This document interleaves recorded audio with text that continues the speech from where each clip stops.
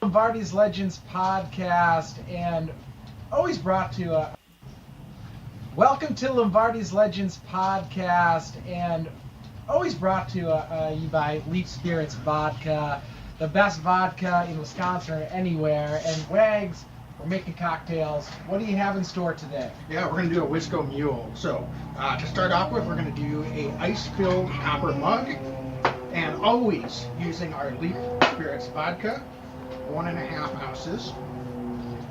And this is a really simple drink. You can do this at any tailgate. And then we're going to do a little splash of Cointreau or Grand Marnier. And then just fill with your favorite ginger beer, about 4 ounces. Garnish with a lime. And even when the kids are screaming in the tailgate, drink tastes delicious. Here you go. Let me try. Anybody who's a parent knows you got to have one once in a while. Go Pack, go. Go back, go.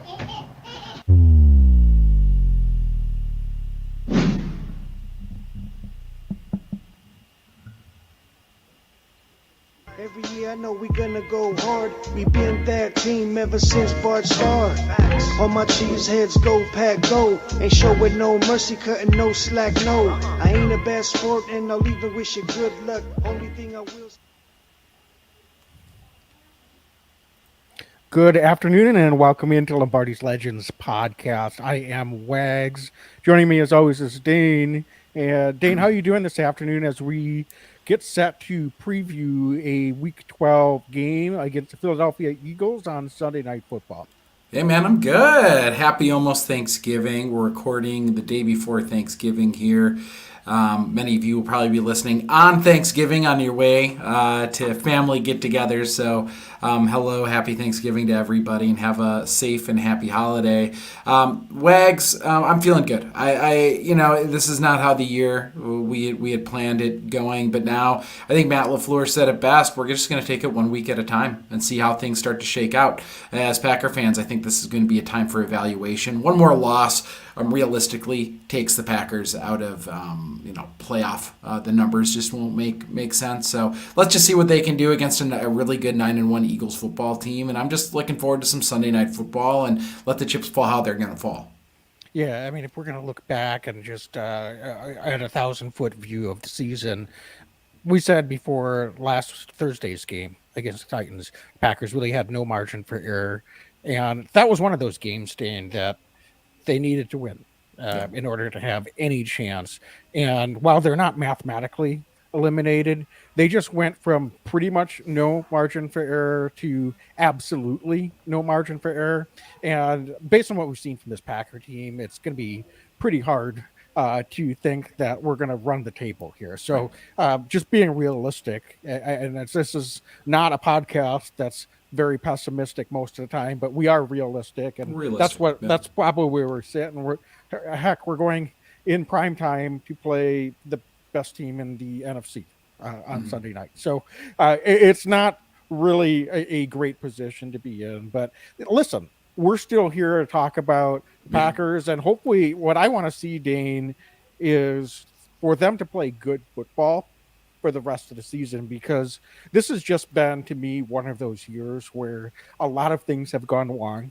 And we don't have to get into all of them right now this afternoon, but we're not as far off. It's not hard to imagine there's a world where this team is playing or executing just a little bit better and is a 7-4 football team instead of 4-7 football team. And then we'd be having a whole different discussion as we close out here for the home stretch of this season. But the reality is here we are, and we're going into Philadelphia. So, Dane, I know, because we're recording here, as you said, day before Thanksgiving, in the afternoon. We don't officially have an injury report, but we were talking before we jumped on. You had some updates based on what we saw from practice participation today. So what are some of the updates that you saw, and is there any reason for optimism, particularly when it comes to the possibility of Romeo Doubs being ready to go this Sunday? Yeah, I mean, let's just look at some of the top line guys first, and we'll make our way down. So let's talk about guys not practicing earlier today: David Bakhtiari, Elton Jenkins, Romeo Doubs, Devondre Campbell, Rasheed Walker, Rudy Ford, Tariq Carpenter. Don't know the details of all these injuries. The Bakhtiari and Elton Jenkins did not practice, are not surprises to me. Probably aren't surprised to you or anybody listening, because they've been kind of in and out of practice throughout the majority of the year. Devondre Campbell and Romeo Doubs are probably the two that everybody's pining for and want to know the most about. Let's start with Romeo first. It sounds like Matt LaFleur was less than optimistic in his words today, said it's not counting on it yet that Romeo is going to be able to be out there. But Wags, believe it or not, that's probably who I'm most excited to see out there. I was looking at a fact and figures earlier today. Doubs and Christian Watson have only been on the field together for about 60 snaps all year long. And that's pretty remarkable when you start to think about the emergence of what Christian Watson's done over the last couple of weeks and what Romeo Doubs was able to do earlier in the season prior to this injury. All of a sudden, you get both of those guys out there healthy for a number of games in a row to see what they can do to feed off of each other and take pressure off of each other. This could be a pretty nasty 1-2 punch as their careers progress. So while I'm not quite sure we're going to see it this week, I'm hopeful we're going to see Romeo Doubs back sooner rather than later, perhaps as soon as next week, and we could see him with Christian Watson on the field at the same time, and I'm eager to see that. And then again, Devondre Campbell not being able to go, very unlikely. I think he's going to be able to go if he's not practicing quite yet with the injury that he has. We'll know a lot more, I think, by tomorrow and Friday after a couple more practices about where Devondre Campbell is going to go. But Wags, at this point, I'll tell you what, I'm sitting here thinking we're going to see more Walker and then some more of Chris Barnes and Isaiah McDuffie out there playing the inside linebacker spot this week, and probably not as much Devondre Campbell. That's just my 2 cents. I think we'll see Devondre in another week as well. Yeah, Dane, I'm sorry I lost my audio here for a second, but I'm just going to keep going and pretend that we can hear each other. So I agree. I think we're in kind of a uncomfortable position now of having to build for next year, and we didn't get the immediate impact that we needed probably from Christian Watson and Romeo Doubs. As you said, they haven't really been out there together for most of this season. Right. And so this is a situation where really we're going to have an opportunity to evaluate and see if this can flip into a strength as early as next season, with two potentially dynamic young wide receivers going into year 2.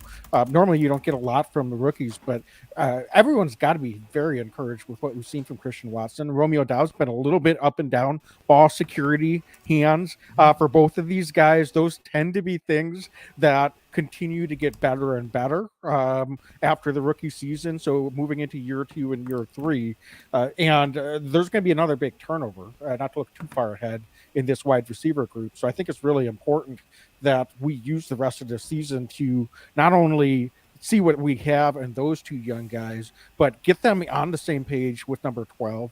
And if he comes back for another season, then we can go into the season running on all cylinders rather than having to try to figure it out as the season goes along.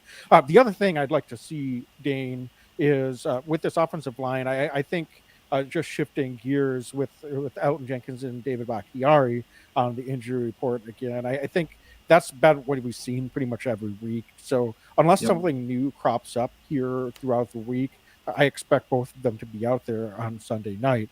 And despite, I think, a little bit of a frustrating loss to the Titans in the last game, I this might sound crazy, but I thought the Packers offensively, there was some fits and starts, but it was the worst case scenario as far as how that game played out, with the Titans grabbing a lead and never really relinquishing it.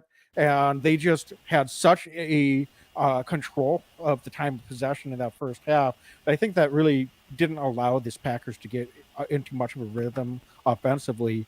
That said, despite some of the 3 and outs, especially late in the game as well, I think we're still seeing the evolution of that offensive identity that we've really been looking for throughout this season. And that's been to run the ball and then go into play action and throw. And that's, while it wasn't at the level we quite needed it to be in order to get a win against the Titans, what I would like to see is for Coach LaFleur and this offensive coaching staff to continue to build on that, and for that to be a cohesive and very clear identity that we can go into the offseason as we make some of the personnel decisions and tweak the roster, that we're able to build on that. And again, go into next season, not only from a talent standpoint, but from a schematic and from a identity standpoint, really being on the same page, so that we can hit the ground running next season. Here we are. It's week 12, and we're talking about next season already. But again, Dane, as we said at the top, that's sort of the reality of what we're dealing with at this point. It is. It is. And, we're going to find the silver linings, I think, in some of these things. And Wags, I'm going to dare you. I think we're going to talk a little bit about the Eagles-Packers matchup. And then after that, I'm going to dare you to tell me what you're thankful for this year from this Packers team, if there's anything that we can look at to be thankful. But I want to talk to you a little bit about this Eagles matchup. The Packers are going to go into Philadelphia, Sunday Night Football, national TV. Eagles are 9-1, Wags, and I can't help but start with the offensive side of the ball for the Philadelphia Eagles. Jalen Hurts has played really good football for Philadelphia this year.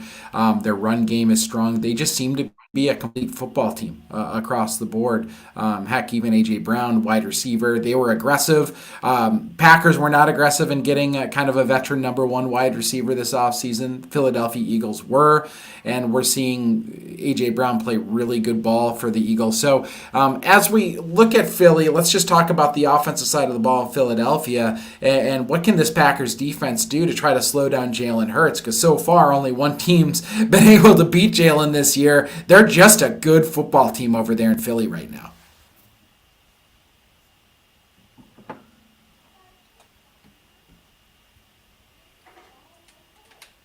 Dane, I still can't hear you, but now I can. All right, very good. We may have lost Wags a little bit. Wags, if you can hear me now, I was just talking about how good Philadelphia has been offensively this year with Jalen Hurts playing really good ball, and also A.J. Brown, and how the Packers were a team that didn't go after a number one wide receiver in the offseason. The Eagles went ahead and did that and got A.J. Brown, and really just kind of curious, 30,000-foot level, and just looking at this Packers defense that's had their ups and downs this year. How do you see the Packers approaching this game against Philadelphia defensively, taking on a team that's only lost one game all year? They've been really good in Philly, especially at home.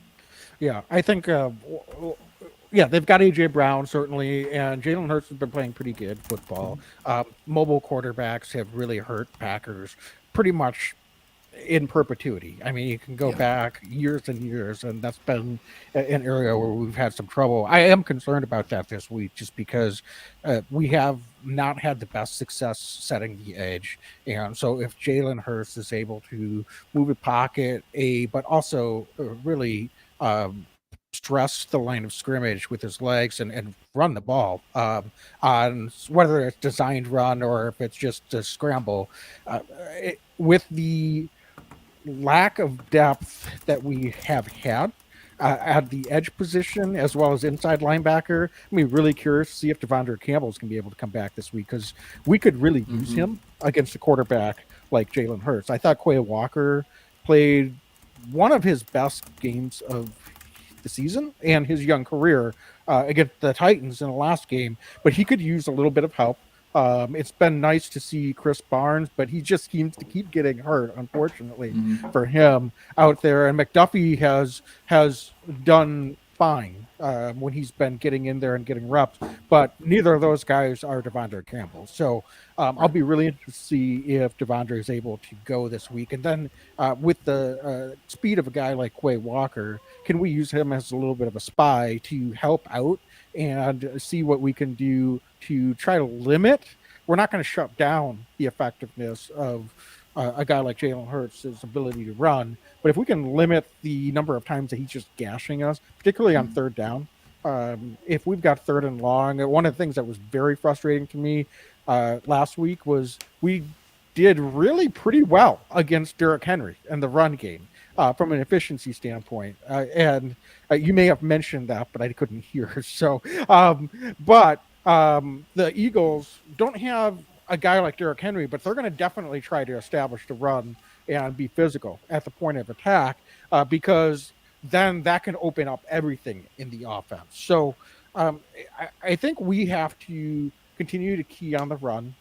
I would like to see us be a little bit more physical at the line of scrimmage. We've been all the things we've been talking about all season long, but we can't allow a guy like AJ Brown to get a free release, and just to get downfield vertically or over the middle without trying to jam him or disrupt some of the timing of his routes. Jalen Hurts is an effective quarterback, but he's still not what I would call a precision quarterback in the league in terms of standing in the pocket and really hurting you with his arm downfield. He can do it, as we've seen, but I would like to make him stay in the pocket and really just stay physical up front against the run and play a contained pocket. So will that hurt us if we don't get as much pressure? Well, to be honest, without Rashawn Gary, we're not getting a lot of pressure without sending extra guys anyway. So, to me, I think that we need to fill some of the gaps with bringing guys up on pressure in some of those situations. We've seen Quay Walker, we've seen Darnell Savage get up there and blitz more in the last couple of weeks, and I think we're going to have to continue to do that. The problem is with a guy like Jalen Hurts, you over pursue that blitz, or he's able to step under that and move the pocket. Now he's going to have tons of space to run, and that's going to be really hard to run him down. So they're going to have to stay disciplined, and I think we're going to have to see if he can beat us with his arm. And that might be a little bit of a scary proposition, but let's see what we're able to do with base pressure and see if we can keep him contained in that pocket. So you mentioned that, and I think that's all really good insight. The figure that kind of jumped out to me, Wags, is how many touches Miles Sanders has had this year in this coaching staff in Philly. I think that he has the 8th most touches of a running back running the ball. That's a huge number for a guy who coming into this year was kind of a committee work back. He's getting a lot more touches this year, averaging just shy of 5 yards a carry. So this is what the complicating factor is that no NFL team's really been able to figure out this year from Philadelphia is, Wags, you mentioned it, Hurts can run the ball, they can beat you through the air, but also they run the heck out of the football as well, and they can get you, and they can get you a lot of different ways, and that's going to open up the pass as well. So how do you see the Packers approaching the Miles Sanders, but also they've kind of got the Boston Scott, Kenneth Gainwell, they've got other guys, they're deep at the running back spot. So, trying to take away the pass game's one thing, but then they're going to try to get you on the run as well. Do you see more Savage up continuing to be near the line of scrimmage? Do you see them playing, them being the Packers, playing two inside linebackers? Do you think we're more in a nickel set? I'm just kind of curious how you see the Packers approaching this Eagles offense, the run game as well. Yeah, that's a good question. I think we'll probably do a little bit more nickel than base, especially if Devondre Campbell's out again.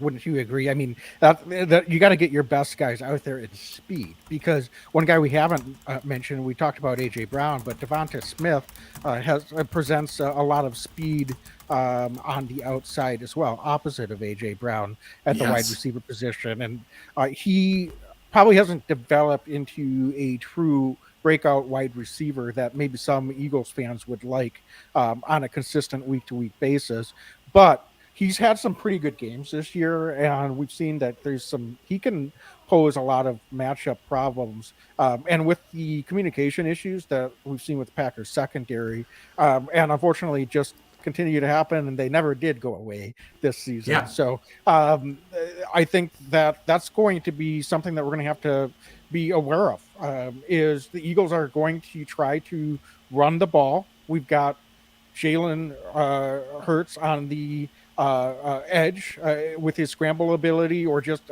called run plays.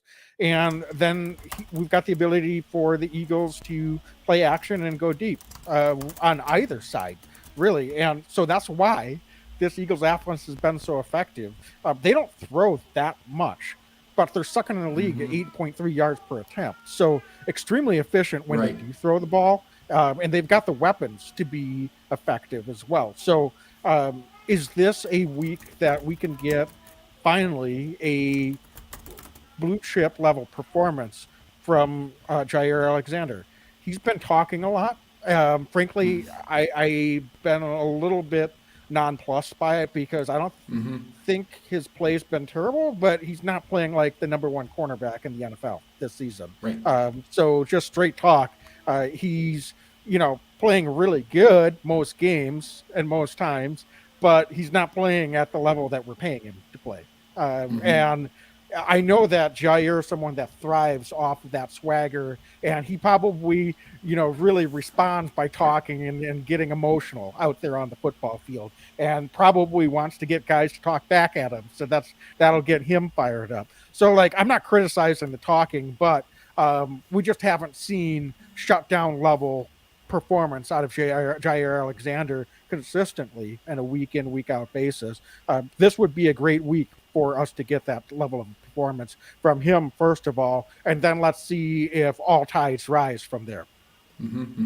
Wags, sticking with this Packers defense, one thing that's really stuck out to me in the last week, Quay Walker had an opportunity to rush a number of times from the outside, more off of that edge spot. And I was really excited to see that. It's something that you and I think, I don't want to speak for you, but when we drafted him, we were wondering, I wonder if he's going to play any edge for this Packers defense. And maybe out of necessity to a certain degree with Rashawn Gary's injury, Walker's been able to get out there and now play against the edge. And I think he's very impactful there in certain down and distance situations. Do you think that we're going to continue to see Walker getting some of those edge looks? Because I do think, you talk about the challenge of setting the edge that the Packers have had at times this year, particularly on third down, third and long, when we know it's a pass set. I love the idea of getting Walker out there a little bit more, and he's dynamic. He's been very good for this team. He's a sideline to sideline linebacker, and any chance we can get him to show off his athletic ability more and get comfortable in different roles, I'm there for it. Do you agree? Do you disagree? Do you want him to focus on inside linebacker? I'm just kind of curious what your take is. No, I think he's the kind of guy that you want to get out on the field as much as you can.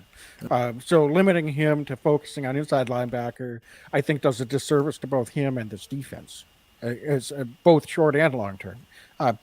This is a guy that we need to continue to develop, and he's a dynamic player. If he's just playing inside linebacker, there could be some situations, personnel-wise, that he's off the field if he's not part of the nickel package, or certainly part of some of the other dime packages or other schemes that they're going to throw out there in certain passing situations. Is he where they need to be as a cover guy? No, probably not. But he's been okay.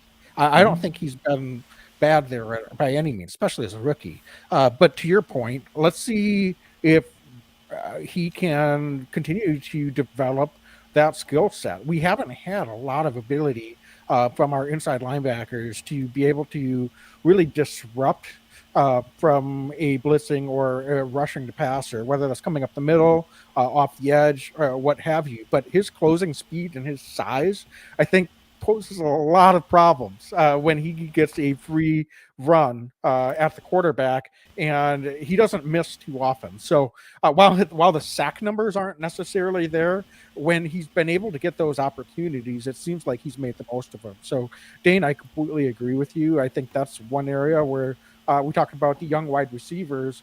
Quay Walker is our first round pick this year. Let's see what we can do to continue to develop him. He's not someone that I'm looking at as a Micah Parsons level talent at this point.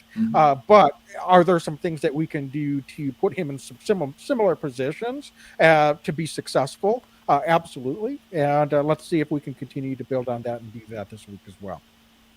Wags, last thing that I'm thinking about on this is I think that there's matchup problems all across the field. This Philadelphia offense can present against the Packers defense, or frankly pretty much any defense in the league right now. They've just shown that they can be that good. Maybe a loaded question that we'll be talking more about as the season wears on, but do you have any confidence at all that Joe Barry can come up with a creative enough game plan to take away the Eagles' top threats and win this football game if you're the Packers defense. No, and that's I think why the Packers will ultimately be moving on from Joe Barry at the end of the season. There's been times where you could say, well, it hasn't really been the defense's fault that the Packers lost, or that the defense in some situations and some games played well enough for the Packers to win. And I don't necessarily think that the defense has, on the whole, been as much of a problem as the offense has been throughout the season. The issue to me is the talent level that we've had and the scheme that we have to fit it just doesn't work. We've been seeing that from the beginning of the season, where Joe Barry seems to be very cautious. He has a vanilla scheme. Now, the last couple of weeks, he's kind of dialed up a little bit. Seems like pressure from outside, or from Coach LaFleur or other coaches or players on the roster causes him to make changes to the scheme from week to week. We saw that going into the Jets game. There was a lot of confidence. That didn't go very well.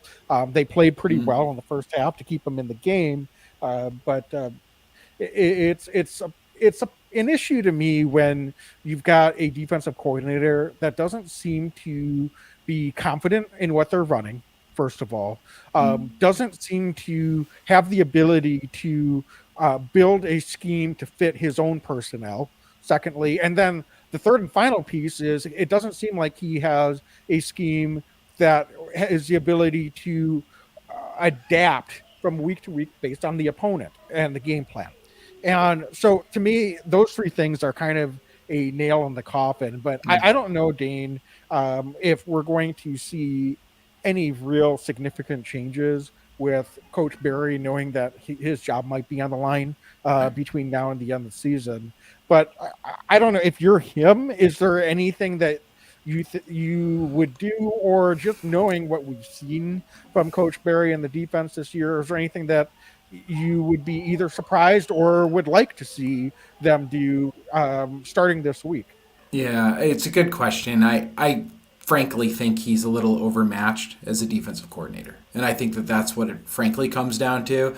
And I think that he's probably a really good position group guy, and he's going to keep being employed as a position group guy. But I'm not sure if he's got that, next level frame of mind that you need to have an elite defensive coordinator. And that's just a reality. And really, there's not a lot of them out there. But he doesn't seem to be one of them. And we're not just looking at this year for the Packers. I think I'm looking at his track record as a defensive coordinator in the NFL. There's never been anything there when he's been a coordinator that blows you away and goes, well, this guy, just get him something else. And really, I think the most damning evidence is his own words, talking about the Packers having an elite defensive back group and then having the miscommunication in the defensive back room and clearly, not trusting them in major situations, having them play well off wide receivers. It's a damning situation when you say you have these elite players and then you're still losing or not playing aggressively. It points to maybe a guy who's just in maybe a little over his head to be a defensive coordinator in the National Football League. Yeah, and he called the defensive line special before the season. Right. I forgot about that. Haven't really seen that. Definitely not consistently, and certainly not against the run, which is where I think those guys should be making their bones, considering who we have behind them. So true. But yeah, Dane, it is also fair to say that we haven't necessarily seen any individual players, aside from probably Rashawn Gary before he got hurt, that raised their level of play this season. Now, is that on the players? Is that on the coaching staff? Is that on the scheme? Is it a little bit of all of those things? But I don't know. Maybe you can answer that, or if you have a perspective on that. But a little bit of this has to be accountable on the players too, right? So, are there some things that, from an individual performance level, that have given you a little bit of hope that some of these guys that may or may not be on the team next year, thinking about an Adrian Amos, for example, not to get too far ahead of ourselves, but are there any individual players, particularly maybe on this back end of the secondary, that I mentioned Jair, can he have that shutdown corner level performance this week. Are there any other guys in your mind that could step up their play here this week and down the stretch that could help this defense maybe take it to another level as well? Well, that's the hard truth is I think you're right. If you go up and down the roster from last year to this year, how many guys offensively or defensively can you say have actually played better ball this year? And I think almost to a man, they're not at the level that they were a year ago, which is truly puzzling to me based on how many of the same guys we have on this roster. And it's not like we're talking about a bunch of guys in their late 30s, right? We're talking about some guys that are still, I would argue, in the prime of their careers. But you pointed out an Adrian Amos, certainly Jair. I think Rasul Douglas has done a very good job, actually. They've asked a lot from him, and I think that he just does what they ask him to do. I do think, though, Wags, that Rasul Douglas is better on the perimeter as a cornerback than he is as a slot corner. That's something they're going to have to rectify and figure out going into next season because Rasul is just better on the outside. He's not a slot guy. I would argue that so far in the last couple of years, Shandon Sullivan's been the best slot person they've had in there, and maybe letting him go wasn't the best idea. Just because was Shandon your all-world guy? Probably not, but was he a guy who was comfortable in that role and did what they needed him to do? Yeah. So that's a tough truth that we maybe are looking at there. But Wags, even somebody like Devondre Campbell, he's been good, but he's had more missed tackles this year than I think he did all of last season, and that's before the injury. So he's certainly not playing, I think, at the all-pro level that we were looking for. So I'd love to see getting more out of him. And then I'll even go closer. Somebody like a Dean Lowry, man. Dean Lowry, I thought last year probably played some of his best football. This year he's been nearly non-existent when he's out on the field. I don't even notice when he's out there other than when I see him getting blown backwards on Run Pro. And that's just I'm trying to be not too harsh, but it's a reality. So, you look at some of these veteran guys, and I guess I'm starting to single out some of the guys that are on lesser, shorter term contracts now with the Dean Lowrys and the Adrian Amoses. But I wouldn't be surprised if this Packers defense does start to see some new blood come in starting next year. Yeah, and maybe not yet this week, but as we move forward, we've got guys that it may be worthwhile to evaluate. We signed Jonathan Abram. We've got Devontae Wyatt, T.J. Slayton. They're getting snaps, but maybe not to the level that we'd like to see. See what they have. Are they worth potentially bringing back if we let an Adrian Amos or we let a Dean Lowry go? And I expect that Packers might make other moves other than just filling in who they have on the roster currently, but it's always good to get that evaluation and just kind of see where you stand with guys up and down the roster that you already have in-house at this point. Wait, do you feel real quick, I'm sorry because we're getting off, so we're talking like it's week 17, but how close do you think this defense is to being a good defense? Because right now they're kind of middle of the pack, going into an offseason, how close are we? Because I feel like there's some significant anchor guys here on this defense, but there's some other guys that, we're going to have to evaluate, and there's some guys that I think are clearly not coming back next year. So and this can be a 30-second answer because we're going to be talking about this an awful lot, but how close are they, do you think, 1 through 10, or being like a top 10 defense? Yeah, I think it's close. The biggest question to me would be at safety. What we're doing, both with, and certainly I don't think you look at Savage as not someone that, unless they trade him, he's going to be back on the team next year because they exercise his option. But we need to find out if we've got another coordinator that can put these pieces together. I think another edge rusher would sure be great. But other than that, I don't really see any weaknesses on this defense at all, to be honest. And even safety is as disappointing as that play. It's hard for me to completely single out those two guys because the performance, as I just said, has not really been there from any position. Right. And it's hard to say that that's just a player issue. To me, that's more coaching than it is the players. So I don't think it's that far off. I really don't. I'm not as excited about the personnel as I was coming into this season, but I would like to see what another defensive coordinator is able to accomplish with the group that we have. Dane, I think we should take a quick break and let's talk about our Yeah, let's do sponsor, it. DraftKings Sportsbook. DraftKings is an official sports betting partner of the NFL. And this week and heading into the holiday season, they've got a great deal. Right now, customers can bet $500 or $5 on any NFL team to win their game, not $500, and get $150 in free bets if they do. So lots of things to check out. Same game parlays, 100% boost with DraftKings stepped up same game parlays. So Dane, what are you looking forward to as far as some of the parlays that are on the docket for this week? Maybe Thanksgiving Day games tomorrow. Wags, I mean, do you ever bet on the Detroit Lions? I would not bet on the Detroit Lions this week on You Thanksgiving. can bet against them, but You can bet against them.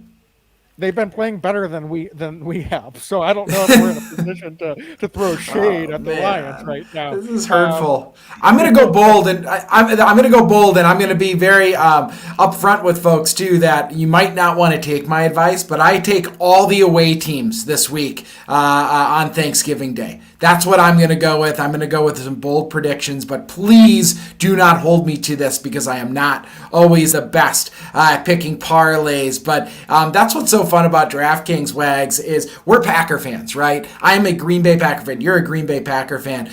So we're sitting down eating dinner. It's Thanksgiving Day, having a glass of wine. And guess what? You can have a little extra fun with that football game on the back in the background when you're playing with the DraftKings stepped up same game parlay. So to do it, you have to go to DraftKings Sportsbook app, place a same game parlay, and combine multiple bets like which team will win, player props, point totals, and more. The more legs you add, the bigger the boost, the bigger your shot to win big. All right, so download the DraftKings Sportsbook app now. Use promo code TPPN. Place a $5 bet on any NFL team to win their game and get a $150 bet Awesome. if they do. So only at DraftKings Sportsbook with code TPPN. Minimum age and eligibility restrictions apply. See show notes for details. All right, so Dan, I'm going to throw a question back at you since we've been posing questions here, and I think we've gotten kind of off course as far as previewing this week's matchup. We were talking a little bit about that earlier, but suffice it to say, Eagles are really good. Packers have not been playing well. What we want is for the Packers to play better. So let's turn our eyes to the offense. And we hit on a little bit with the injury update that you said earlier. But Dane, what is the main offensive focus this week on the game plan to try to get things going and put up some points against this Eagles defense? Well, it's going to be tough. It's tough sledding against this defense. They play a base 4-3-D over there in Philadelphia. Wags, per the usual, you go on the road, it's going to be loud as hell, especially on national TV. Going into Philadelphia at night after a 4-day weekend, I think folks are going to be liquored up and extra loud there in Philly. So I think going in there, the number one thing the Packers can do is set the tone early and get into some third and shorts and get into some third and manageables. That's what I want to see. I look at somebody like a TJ Edwards, who, anybody who's from Wisconsin probably knows TJ Edwards, tackle machine at Wisconsin. He's a guy who I want to see the Packers get a body on all game long. If we can get a blocker on TJ Edwards, we're going to be able to have some success if we're getting to the second level. But we said it week in and week out, we want to see running the ball against whoever we're playing, but it's tough sledding against Fletcher Cox and Brandon Graham and Hargrave and all these guys, right? They got a lot of guys that are sure tacklers, that are fast, that are aggressive. So Wags, I'd like to see the Packers play vertical in the running game, not as much side to side. I don't think that we're going to be able to outrun them, so to speak, and getting to the edge against this Philly defense. They're just too fast and too aggressive on that front. But I do think that we can have some success in the interior line, especially if Elton Jenkins and David Bakhtiari yet again are able to go. I'd like to run the ball off the left side. But I do have a lot of faith in our Packers offensive line in the run game. I just want to see us stay consistent and really try to dial into that with some Aaron Jones, some A.J. Dillon. But primarily, again, Aaron Jones, who I think has easily been the most electrifying offensive player, maybe short of Christian Watson, over the last couple of weeks on this offense. So I want to see a heavy dose of Aaron Jones this week. Yeah, the Eagles have the best pass defense in the league. So that's the tough thing here. That's right. They've got the guys that traditionally the Eagles have been pretty good on the defensive line, as you mentioned, Fletcher Cox. They're good. They just went out a few weeks ago. They've been actually got gashed a little bit on the ground in that loss to Washington. And in response, they went out and signed Linval Joseph and Ndamukong Suh. So those guys, I think, are a little bit past their prime, is a nice way of putting it. So I don't think that they're going to be primary guys on the defensive line that are out there this week. But clearly, that was an issue that an Eagles team that has Super Bowl aspirations looked at and said, we've got to address this. And their GM, Howie Roseman, got aggressive. And whether those are the guys, I don't think either of those guys at this point in their career are going to necessarily put them over the top. Clearly, they wanted to do something to address what's been an issue for them, one of the few issues that they've had. So here's the problem against this Eagles defense. We talked about the mismatches that they pose offensively. The problem for the defense is, as good as they've been against the pass, they've been excellent with takeaways. So it's always hard when you go on the road to limit turnovers. The Packers, even as they are seeking out this identity to run the football, are going to have to keep this game close in order to be able to be effective with that. Sure, I know they were able to come back in the fourth quarter against the Cowboys, but that was at home in Lambeau, and frankly, I think they got pretty fortunate that they got a couple of stops in the way that they did in fourth quarter and in overtime, or we wouldn't have seen the outcome that we did. That's not going to be a recipe that we can rely on going into Philadelphia.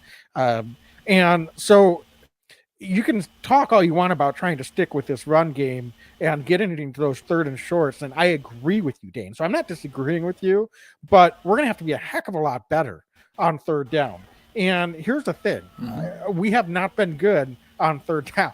How many 3 and outs have we had this season? And that really came to fruition against the Titans. We had way too many 3 and outs. And then you fall behind by even 3, 7, 10, and you come back and get a touchdown, but then they come back and score. You're just scratching and clawing, and you don't have the big play ability with the offense that you're trying to run to be able to get into a track meet and overcome some of those deficiencies. So it's going to be incumbent on Packers to have any chance this week to be able to A, not turn the ball over, B, they need to get first downs, even on series that they don't score, because they're not going to score every possession. We just can't have so many 3 and outs. We need to be better on third down from a percentage standpoint. And, then when we get onto the Philadelphia side of the field, at least get in field goal range. Field goals are not going to win this game against Philadelphia, but 3-6 points could help, maybe, if we play a really good game at the end of the day. So let's not get down to the 40-yard line and stall and then have to go for it on 4th and 4 again and give up the football, give them good field position, and then we're coming out of that decent possession with absolutely no points. So to me, Dane, we're going to have to take some chances. But yes, we're going to have to run the ball, and we're going to have to do something that we haven't seen a lot of, which is connect on those deep balls. So if Romeo Doubs is out, I know we had a really good game from Christian Watson a couple weeks ago. He had a couple touchdowns again against the Titans. Didn't really necessarily stretch them vertically, but we're going to have to be able to take some shots and really probably get the best game of the season that we've gotten out of Aaron Rodgers. And even then, that might not be quite enough, depending on how effectively we're able to slow down Philadelphia offense. So the odds are stacked against us in this one. There's no doubt about it. But we just can't let Philadelphia's offense be out on the field, with impunity, because then that's going to be a recipe to potentially get blown out, let alone try to go in there and steal a win. Wakes, are you? I'm going to look at some of the positive here on the offense. I'm extremely excited to see if Christian Watson can put a third game in a row together, that where he looks like he has anywhere near the last 2 games. It seems like 2 weeks ago, dare I say, that was an actual breakout game. He looks way more comfortable, and there's still room for improvement for Christian Watson, but he looks like a guy who can ball in this league. That touchdown last week against Tennessee in the end zone there, that those don't just happen by mistake normally. That was a hell of a catch by Watson.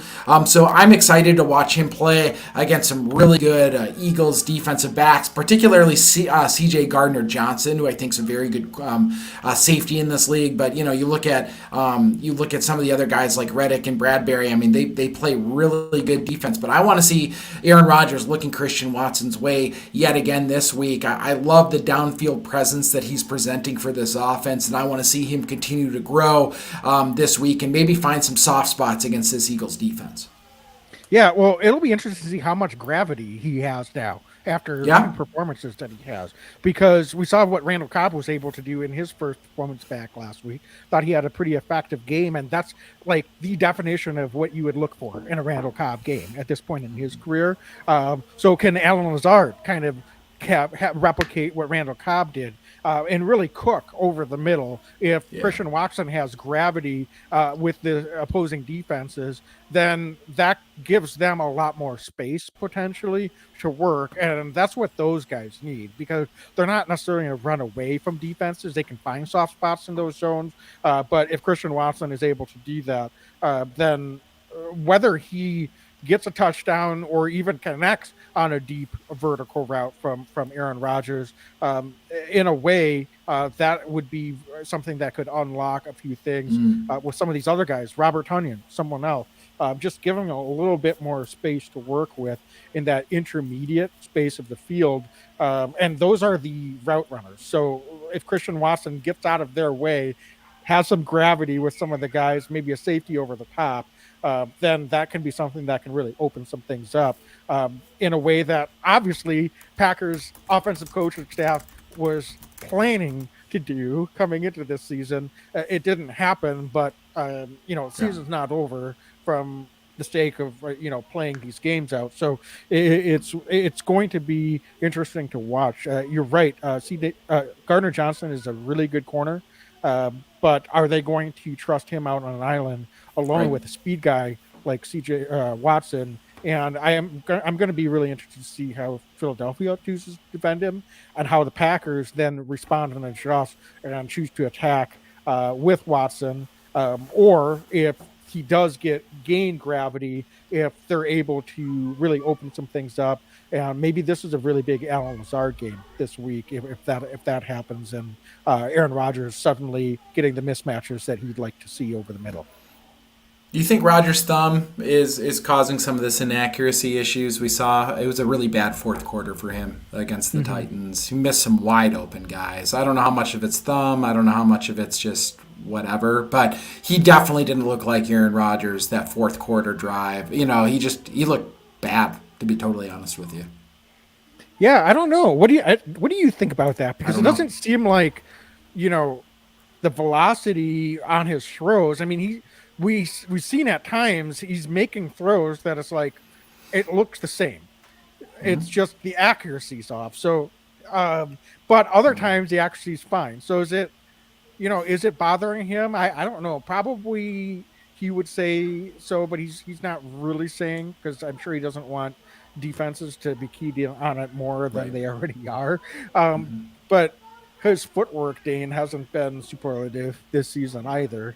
That's always been something that he can be a little bit messy with and get away with because of his arm ability.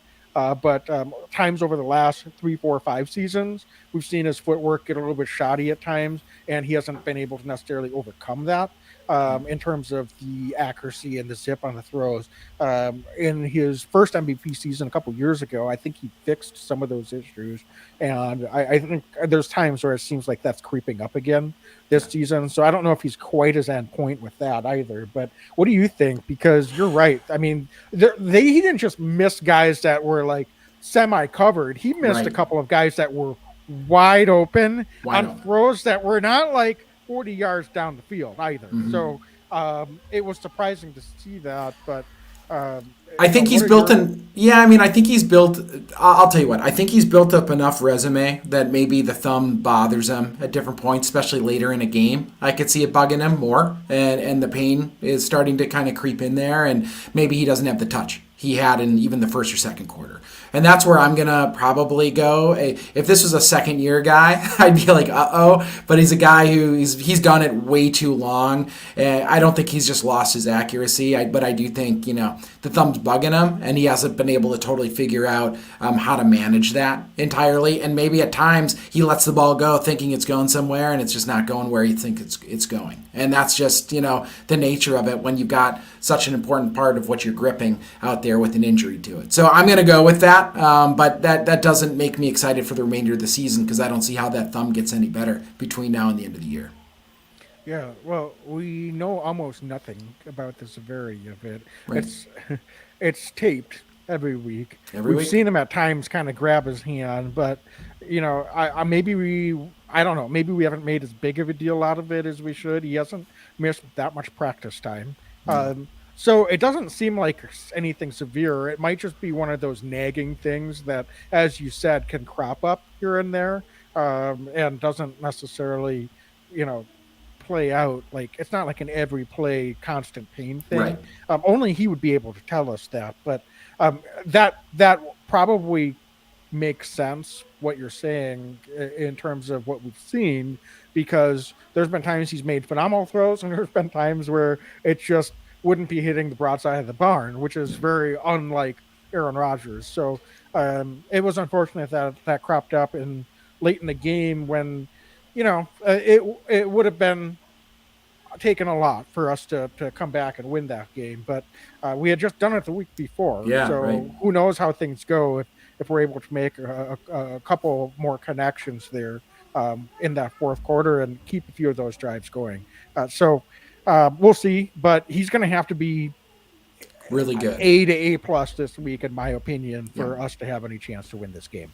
Yeah, I agree. He's going to be really, really good to beat this Eagles team. That's just the reality.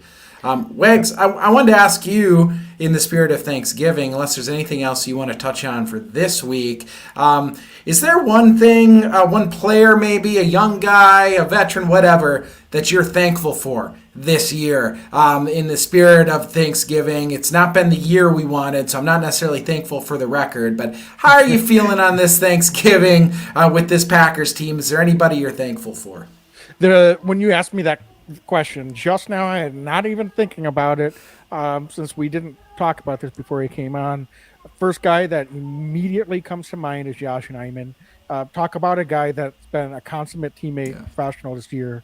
Had to kind of move around quite a bit. Plays the game of, plays. Is he going to play? Is he not going to play with David Bakhtiari? And frankly, someone that we've been talking all season is a starting tackle in this league. And so the fact that he was kind of, I'm not saying he was getting jerked around. I don't want to make it sound like that. But the reality is they were kind of not putting him in a position that it's like he should have been out there starting every week is ideally what we should have seen. And finally that happened. They move him over to right tackle, and he's been playing really good football. I would dare say that as well as he did filling in last season, he's probably one of the only guys, as we were talking earlier, that's raised his level of play and has proven that he's definitely a starting tackle in this league. And I'm excited by what he's shown out there and what he can continue to show with us moving forward. So to me, I just got to be thankful for a guy like Josh that has never complained, just keeps getting better, is not necessarily put in a position that he probably should have been, if we're being fair, based on his talent level and his ability. And he just goes out there and he's been doing his job, not only to the best of his ability, but really very effectively at an NFL level each and every week. And unfortunately, we haven't gotten that from everyone. Whether that's been scheme, coaching, game plan, or just individual performance this year, it hasn't happened. But I'm thankful that a guy like Josh Nijman has kept his head down and gone out there and done that. So there's other guys. I'm not saying he's the only one. There's other guys that have been able to do that. But he's certainly one that comes to mind given the situation. That's How a great about you, Dave? choice. Yeah, no, I mean, always grateful when we can watch Packer games, right? It's always fun. But I'll tell you what, when it comes down to it, I'll stay on the offensive side. I'm going to say Aaron Jones. Dude's just a pro. He's a guy who's just a good guy off the field. The teammates love him. You can tell everybody loves the guy. He puts it in and week out. It's one of those position groups where it's easy to get a big head, right? You're scoring touchdowns every week. Give me the damn ball, Keyshawn Johnson style, right? Like you could be all these different guys.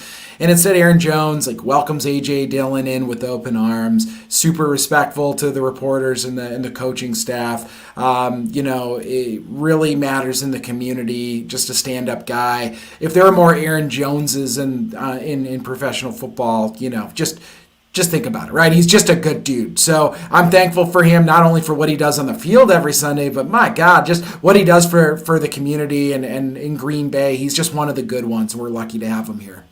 Yeah, and he was the other guy that comes to mind too. Also, someone that easily could complain or make an issue or be a problem because how many times have we said we should have given Aaron Jones more touches? And he knows it. Everyone knows it. And still, he's been having to kind of work on a little bit of a shorter workload than what we would like to see most games this season. So, Dane, I do like that. Real quickly, it looks like you froze a little bit, but I think if we can get Dane unfrozen and back on, we should close out this episode with a Leap Spirits segment for X Factors and score predictions. So let's talk about our Leap Spirits X Factors. Leap Vodka is found only in Wisconsin. So if you would like to go and find Leap Spirits in a retail store or restaurant near you, go to leapspirits.com and click on Find Leap Vodka. So we lost Dane here for a moment, but I'm going to go ahead and kick off this segment. And if he makes it back on, he can give us his pick. So starting on the offensive side of the ball for offensive X Factor, I'm going to go ahead. I mentioned it a few minutes ago and go with Allen Lazard this week. And I think Allen has had the type of season that some folks could say would be a little bit of a disappointment, given that he's quote unquote our number one, somewhat by default coming into the season as a wide receiver.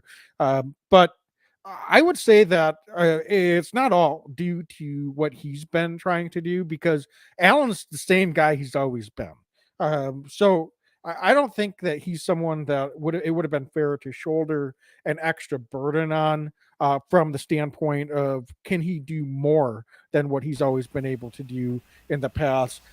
He's someone that is relying on other playmakers on the offense to be able to have gravity and pull guys away. So I mentioned earlier that I think Allen Lazard, if Christian Watson pulls the safety over the top, Allen Lazard could benefit getting some more targets this week.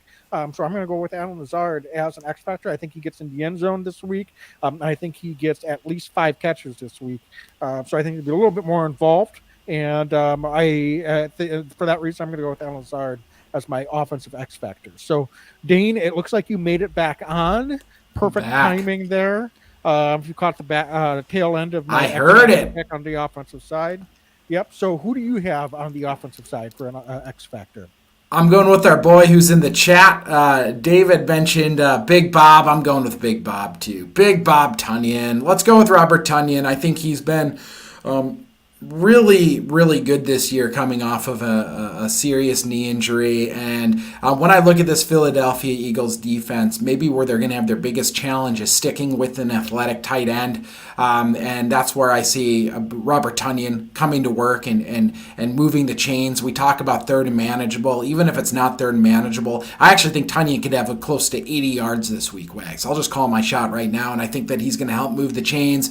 They're going to be worried about Christian Watson. They're going to be worried about Allen Lazard. They're going to be worried about Aaron Jones and A.J. Dillon, and that's going to allow Tonyan to kind of break free for a couple big plays and maybe one big play for this Packers offense on Sunday night. So I'm going to go with Robert Tonyan as my Leap Spirits offensive X Factor this week. Yeah, and John in the chat asked me to pick the Packers to lose this week so that they somehow win. So we'll get into the score predictions here momentarily. Maybe I should have picked Christian Watson as my X Factor because that's gone pretty well the last couple of weeks. But I made my pick, so I'm going to stick to it. Dane, who do you have on the defensive side of the ball?